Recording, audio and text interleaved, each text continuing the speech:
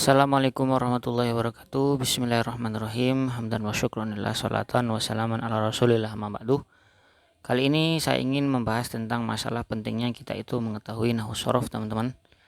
Ya, ini langsung ya kita ngambil dari salah satu referensi. Nama kitabnya adalah Aunul Ma'bud Syarah Nadhum Al-Maqsud, di mana dalam kitab ini ada sebuah kutipan dari komentar Syekh Abu Bakar As-Santarini dalam kitab beliau yaitu Tambihul Albab. Nah, karena kenapa saya ingin menyindir masalah ini? Karena sekarang itu banyak sekali teman-teman orang-orang yang tidak bertanggung jawab, yang sebenarnya kurang paham dengan medan dakwah, kemudian juga kurang ilmu dalam dakwah, dalam isi agama Islam, tapi mereka sudah kemudian ikut nimbrung, berkomentar, bahkan sampai mengomentari ulama-ulama yang sudah kompeten, teman-teman ya. Sudah kredibilitasnya sudah sangat-sangat diakui gitu. Banyak sekali, teman-teman ya. Nah, di sini saya ingin membacakan sebuah ibarat dari Syekh Abu Bakar As-Santarini. Fa innal wajiba ala kulli man, sesungguhnya perkara yang wajib bagi setiap orang, arafa yang mengetahui, annahu bahwa dirinya mukhatabun bitanzili, ialah orang yang menjadi objek tentang isi Al-Quran ya.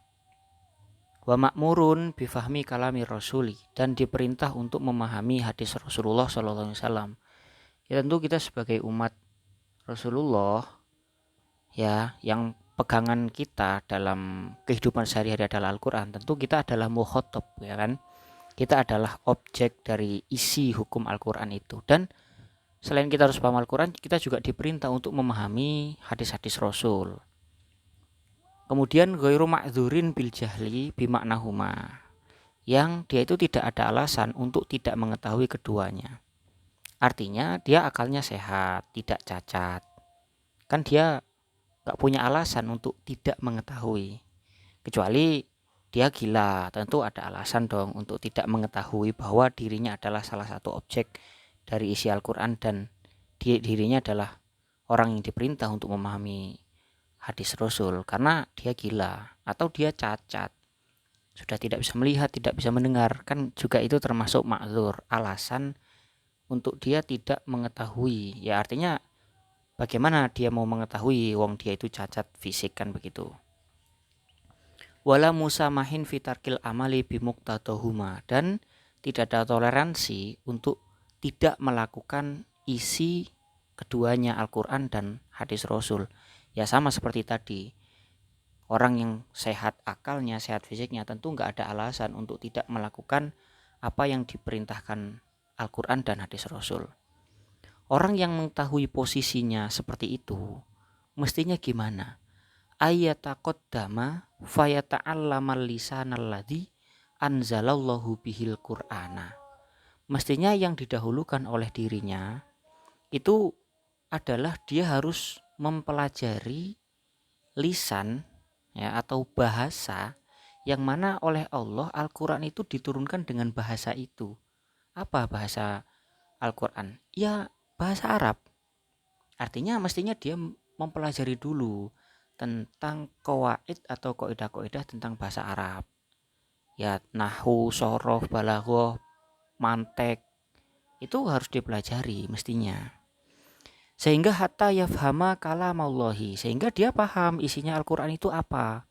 Karena Al-Quran itu enggak cuman sekedar menerjemah, tidak. Di sana ada majas, di sana ada tasbih, di sana ada ilmu bayan, ma'ani, ilmu mantek, usul fikih dan macam-macam.